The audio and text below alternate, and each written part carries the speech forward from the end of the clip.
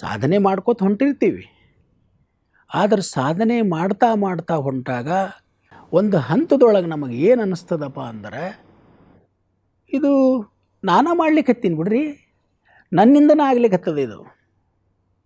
ಯಾಕಂದ್ರೆ ಇಷ್ಟು ಚಲೋ ನಾದವನ್ನು ನುಡಿಸ್ಲಿಕ್ಕತ್ತೀನಿ, ಇಷ್ಟು ಚಲೋ ಕಲೆ ಒಳಗೆ ಸಾಧನೆ ಮಾಡೀನಿ, ನನಗೆ ಸಾಕಷ್ಟು ಸಾಹಿತ್ಯದ ಪರಿಚಯ ಆಗಿದೆ, ಜ್ಞಾನ ಸಂಪಾದನೆ ಮಾಡೀನಿ, ನನಗೆ ಅಷ್ಟು ವಚನಗಳು ಗೊತ್ತವ, ಆ ನಿರ್ವಚನ ಮಾಡೋ ಕಲೆ ಗೊತ್ತಾಗ್ಯದ. ಭಾಳ ಒಳ್ಳೆಯದೇ, ಭಾಳ ಒಳ್ಳೆಯದು. ಈ ರೀತಿ ಸಾಧನೆಗಳು ಮಾಡ್ತಕ್ಕಂಥದ್ದು ಭಾಳ ಒಳ್ಳೆಯದೇ. ಆದರೆ ಇದನ್ನು ಮಾಡ್ತಾ ಮಾಡ್ತಾ ಹೊಂಟಾಗ unknowingly we start feeling that I am doing this. ನನ್ನಿಂದ ಆಗ್ತಾ ಇದೆ, ಇದು ನನ್ನಿಂದ ಆಗ್ತಾ ಇದೆ ಅನ್ನುವ ಸೂಕ್ಷ್ಮವಾಗಿರೋ ಒಂದು ಅಹಂಕಾರ, ಅಹಮಿಕೆ ನಮ್ಮೊಳಗೆ ಆರಂಭ ಆಗಿಬಿಡ್ತದೆ. ಅವಾಗ ಹೇಳ್ದಂಗೆ ಮಾಯೆ ಹೆಂಗೆ ಏನು ಅದನ್ನು ಜಾಸ್ತಿ ತೋರಿಸ್ತದೆ, ಒಮ್ಮೆ ಇಲ್ಲದನ್ನು ತೋರಿಸ್ಬಿಡ್ತದೆ. ಇಷ್ಟು ಗೊತ್ತಿರ್ತದೆ ನಮಗೆ, ಅದನ್ನು ನಾನು ಎಷ್ಟೋ ಗೊತ್ತದ ಅಂತ ಹೇಳ್ಕೊಳ್ಳಿಕ್ಕೆ ಹೋಗಿಬಿಟ್ಟಿರ್ತೀನಿ.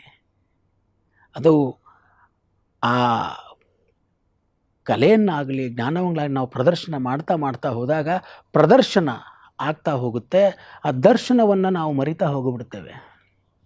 ಕಲೆ ಅಥವಾ ಯಾವುದೇ ರೀತಿಯ ಸಾಧನೆ ಇರಲಿ, ಅದು ಪ್ರದರ್ಶನಕ್ಕೆ ಹೇಗೆ ನಾವು ತಯಾರಾಗ್ತೀವೋ ಜೊತೆಗೆ ಅಲ್ಲಿ ದರ್ಶನವೂ ಕೂಡ ಅಡಗಿರುತ್ತೆ ಅನ್ನೋದನ್ನು ನಾವು ಸೂಕ್ಷ್ಮವಾಗಿ ಅರಿವಿನಿಂದ ಪ್ರಜ್ಞಾಪೂರ್ವಕವಾಗಿ ಅದನ್ನು ನಾವು ಆಂತರಿಕವಾಗಿ ಅದನ್ನು ಯಾವಾಗಲೂ ನೋಡ್ತಾ ಇರಬೇಕಾಗ್ತದೆ.